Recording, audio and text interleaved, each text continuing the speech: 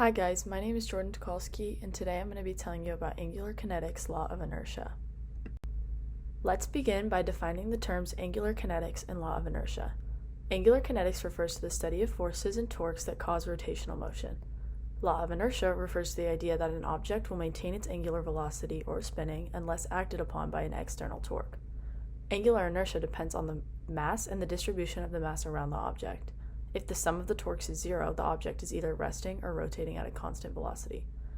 This is represented through the equation inertia equals the sum of masses times the radius squared. Keep in mind that the radius is squared in this equation. My interpretation. To me, law of inertia in the context of spinning objects feels like once something starts rotating, it has a natural lazy tendency to keep spinning. It's like a skateboarder coasting down a hill. They keep moving unless they hit a bump or friction slows them down. Or a fidget spinner. Once you begin spinning a fidget spinner, it keeps turning on its own. It doesn't stop until forces like friction slow it down. That's how inertia works. Example 1, figure skating. In figure skating, a skater performs a spin or pirouette. The law of inertia applies when the skater's body is rotating. When they spin, their body naturally wants to keep spinning due to angular inertia.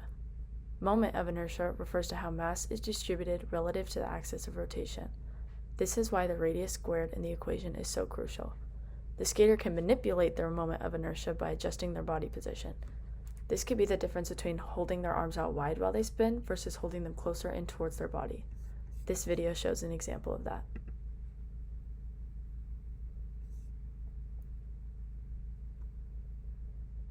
When the skater pulled her arms in while spinning, she sped up her rotation.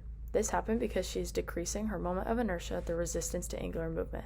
And in accordance with the law of inertia, her angular velocity increases to conserve her angular momentum. The law of inertia in this scenario helps explain why skaters can spin so fast. By pulling their arms and legs in, they increase the speed of their spin, conserving angular momentum. On the other hand, when they extend their limbs, the spin slows down, helping them control the speed of their rotation. A more everyday example of this would be me spinning my friend in a chair.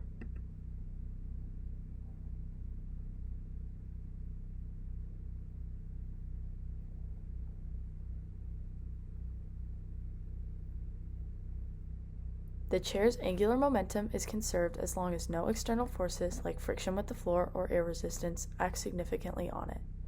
If no forces are applied to stop the rotation, an example would be pushing your feet against the floor or an external force like me in the video, the chair will continue to spin, demonstrating the law of inertia in a simple way.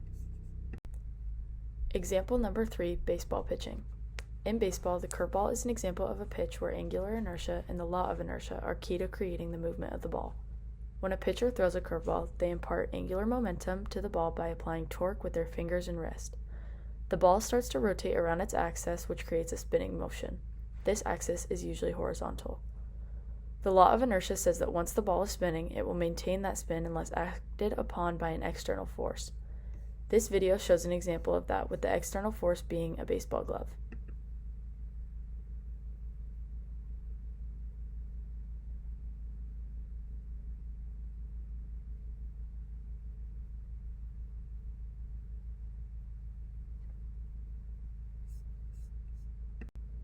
How does this relate to real-world injury and equipment application?